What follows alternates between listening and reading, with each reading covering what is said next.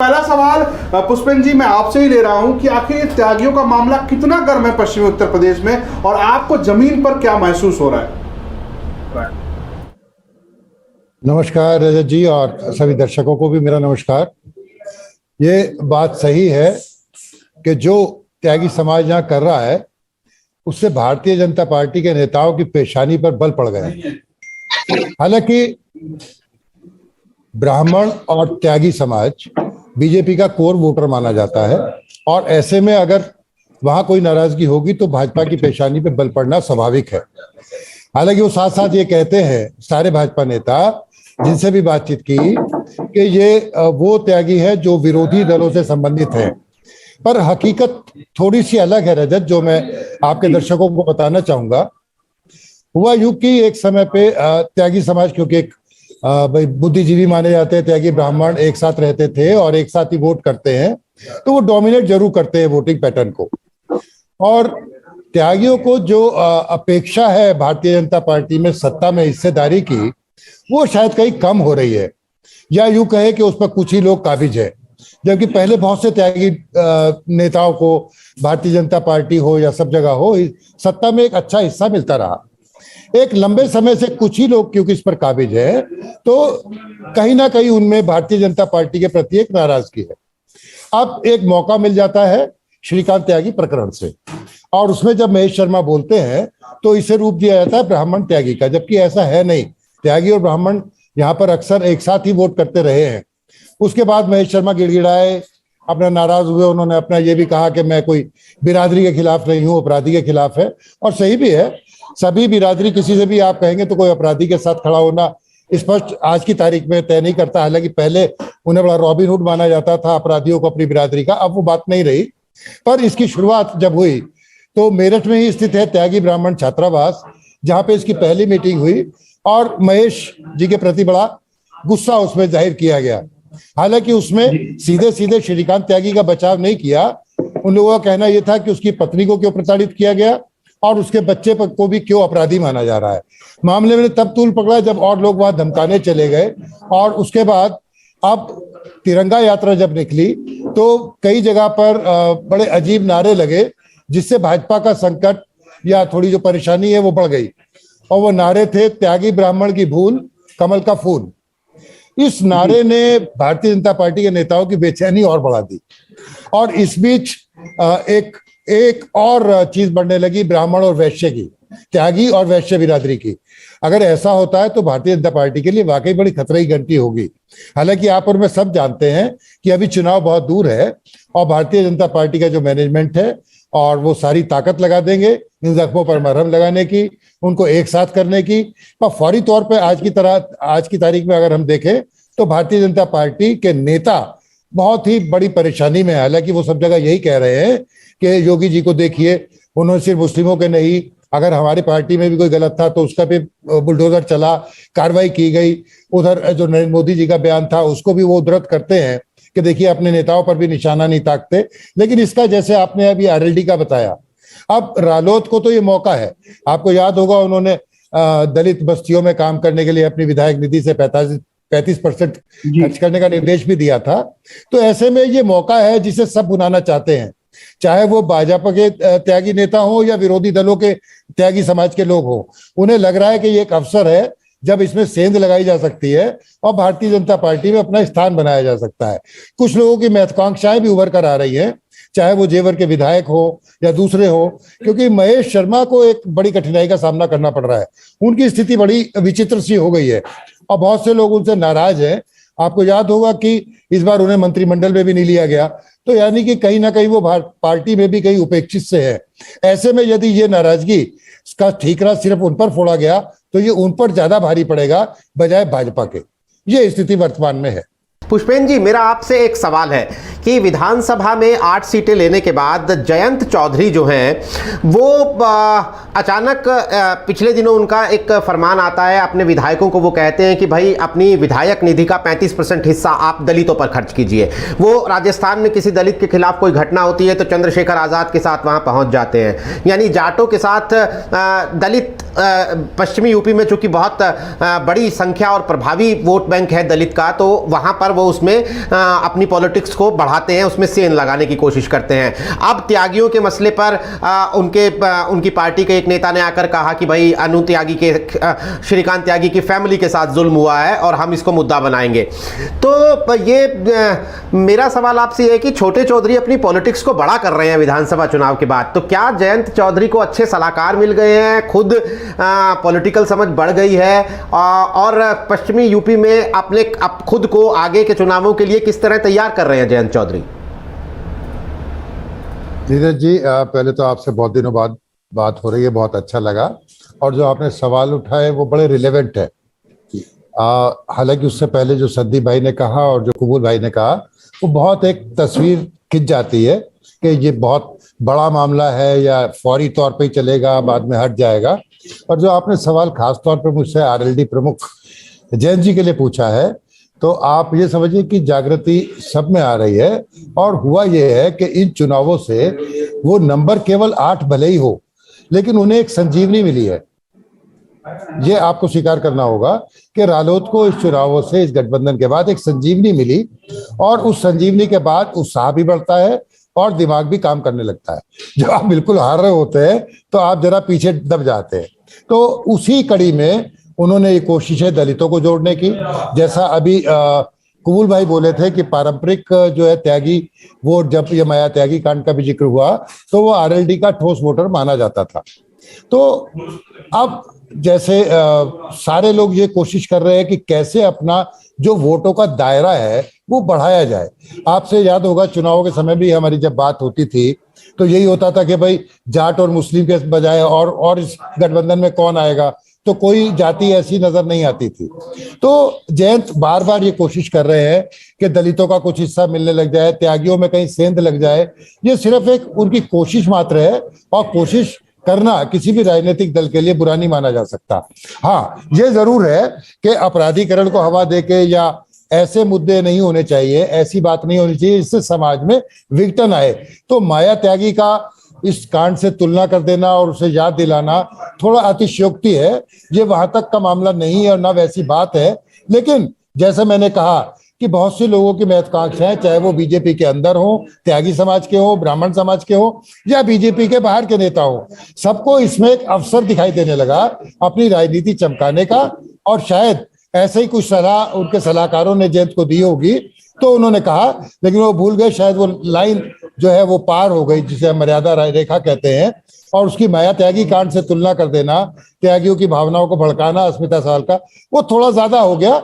लेकिन अवसर था, वो पंचायतें करते त्यागियों के गांव में जाके, सब जगह जाके, तो इसका असर पड़ेगा। अगर वो आगे भी चलेंगे, हो सकता है उन्हें कहीं कोई थोड़ा बहुत एंट्री करने की, त्यागी समझ में एंट्री मिलने लगे। और जहां तक बात अभी हो रही थी कि त्यागी समाज क्या स्थिति है उनकी वोटिंग पैटर्न को अगर देखा जाए, तो आप देखिए कि अगर हम खाली त्यागी समाज की बात करेंगे तो इन पूरे जिलों में कोई एक भी विधानसभा सीट ऐसी नहीं है जहां पर त्यागी अपने बलबूते किसी सीट को हरा या जिता सके। हाँ, जब त्यागी ब्राह्मण मिलते हैं तो कुछ सीटों पर ऐसा समीकरण जरूर बनता है। और आज की तारीख में अगर हम पश्चिमी यूपी की बात करें तो त्यागियों में क्या प्रतिनिधित्व है। एक अश्वनी त्यागी है जिनको एमएलसी बनाया गया, और एक अजीत पाल त्यागी मुरादनगर से विधायक बन गए।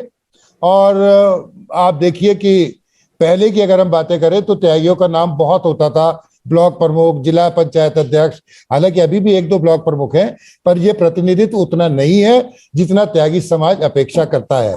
और उसी का ये गुस्सा, ये नाराजगी ये जाहिर की जा रही है उन नेताओं से जो पीछे रह गए हैं या दूसरी लाइन में खड़े हैं और अगली लाइन में आना चाहते हैं। नीरज जी, पुष्पेंद्र जी, अपने दर्शकों के लिए आपसे एक बात समझना चाहता हूं कि दरअसल महेश शर्मा ने अपने लेटर में भी ये कहा कि एक स्थानीय नेता और एक अधिकारी मेरे खिलाफ मामले को भड़का रहे हैं, साजिश कर रहे हैं। आपने भी जब हमने ये चर्चा शुरू की थी तो आपने जेवर के विधायक का एक जिक्र किया और आप छुप कर निकल गए। तो ये क्या इंटरनल पॉलिटिक्स है बीजेपी की जो इस मामले में नेता एक दूसरे के ऊपर आरोप लगा रहे हैं?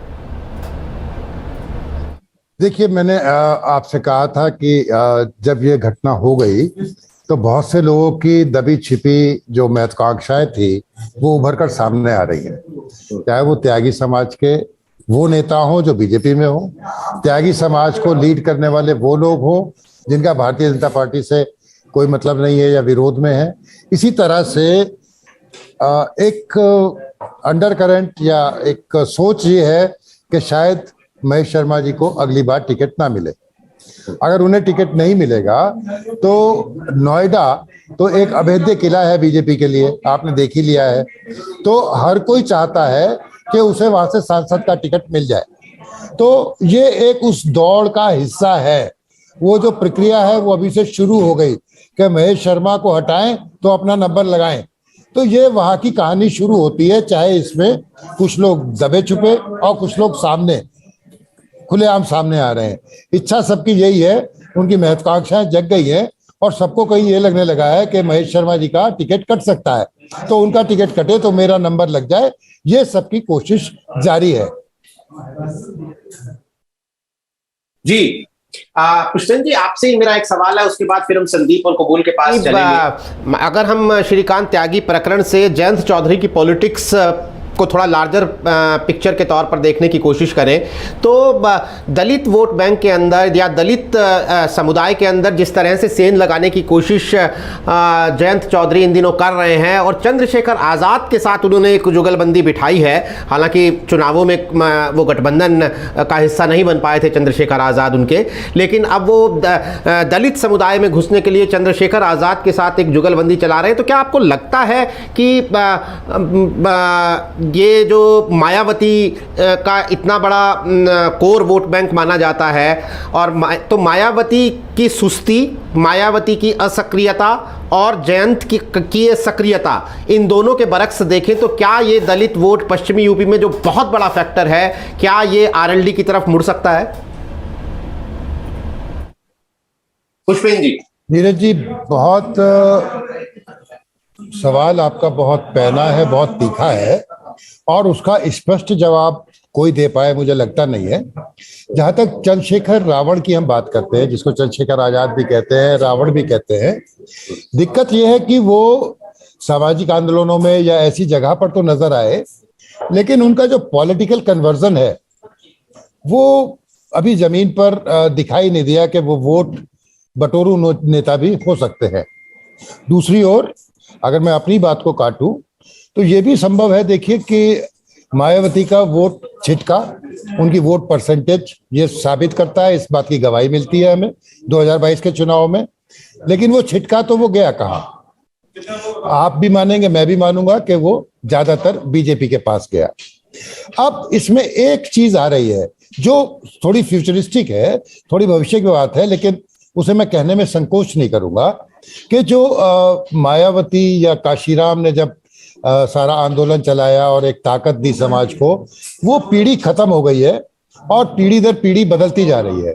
जो अब पीढ़ी इस समय आ रही है वो अभी बदली नहीं है, लेकिन बदलेगी नहीं इसकी गारंटी कोई नहीं ले सकता, चाहे वो मायावती की निष्क्रियता हो या बीजेपी की लाभार्थी योजना और दूसरी बातें हो। कोई बीजेपी पे जा सकता है और चंद्रशेखर, रावण या जयंत मिलकर अगर उन्हें ये यकीन दिला पाए कि मायावती से अच्छा विकल्प वो दे रहे हैं, तो इसमें कोई ताजुब नहीं होगा कि जो नई पीढ़ी के वोटर्स आएंगे दलित समाज के, खासतौर पे जाटा उकोर के, वो उन्हें वोट दे सकते हैं। पर उस पर हमें पुराने इतिहास को मतलब नजरअंदाज नहीं कर सकते। आप किसी भी गांव में देखेंगे तो अगर जाटों की लड़ाई थी तो जाटवों से ही थी, जाटों को ही दबंग माना जाता था। और एक समय तो ऐसा था जब पश्चिमी यूपी में जाटों को वोट शायद ही दिया जाता हो, किसी गांव में पीएसी या सेना लगा दे तो वो डाल पाते थे, अन्यथा जाटवों की वोट पहले ही डल जाती थी जब तक वो जाते थे, और उन्हें खेत पे वापस भेज दिया जाता था कि तुम्हारा वोट डल गया, जाइए। तो ये सारी चीजें इतनी कॉम्प्लिकेटेड है और इतनी क्लिष्ट है कि इसके लिए कोई भविष्यवाणी करना उचित नहीं होगा। लेकिन जो वो कोशिश कर रहे हैं उसमें सिर्फ यही वजह है क्योंकि मायावती निष्क्रिय है, बीजेपी अपनी तरफ उन्हें लुभा रही है और चंद्रशेखर उनके साथ कंधे से कंधा मिलाकर उनके सुख दुख में साथ है। तो हो सकता है कि एक छोटे हिस्से को वो धीरे धीरे अपने वोटर्स में कन्वर्ट कर ले और जयंत की जो छतरी है वोटर्स की वो बड़ी हो जाए। एक छोटा कमेंट चाहेंगे कि एक दर्शक भी थे प्रसाद वर्मा, उनका कमेंट था कि जितना दलित परेशान नहीं है उससे ज़्यादा वो परेशान है सपा की गुंडागर्दी से। और साथ ही साथ एक कमेंट ये भी था कि दलित की नाराज़गी जैन को लेकर भी, क्योंकि जैन उस समाज से आते हैं जो जाट है। तो आपको क्या लगता है कि ये स्थिति आपको दिख रही है ज़मीन पर कि क्या दलित जब सपा भी इस गठबंधन में शामिल हो, कि अभी तक तो जैन सपा के गठबंधन से ही राज्यसभा पहुँचे हैं, तो क्या आपको लगता है तब भी दलित जा सकता है उन जैन के साथ? देखिए, जैसा अभी कबूल भाई भी कह रहे थे कि वो 1995 या अर्ली 90s की बात थी और वो जख्म भर गए हैं, पीढ़ियाँ बदल गई है, गंगा में बहुत पानी बह गया है। लेकिन देखिए जैसा अभी रिएक्शन आया उससे क्लियर हो रहा है कि ये जुड़ाव राजनीति में कुछ भी हो सकता है, ये आसान नहीं है। लेकिन इसके लिए जैन से ज्यादा चंद्रशेखर रावण की रणनीति काम करेगी। यदि ये उनके सुख दुख में चंद्रशेखर और जयंत मिलकर जाते हैं, जैसे मैंने आपको कहा कि जो नई पीढ़ी आई है खासतौर पे जाटा वोटर्स की, वो बेचैन है, उसमें एक अजीब सी खलिश है। और वो ये भी कहते हैं, जब चुनाव से पहले हम उनसे बात करने गए थे कि साहब हम क्या करें, अगर हम किसी और को वोट दे भी दें तब भी ये माना जाता है कि हमने तो मायावती को वोट दी है, तो हम तो उसके बंधक वोटर हैं और हम नहीं चाहते कि हम मायावती को वोट दें, लेकिन हमें विकल्प अच्छा मिले। तो ऐसा सोच शुरू हो गई है। अब इस सोच को बुनाएगा कौन? बुनाएगा वही जो जमीन पर रहेगा।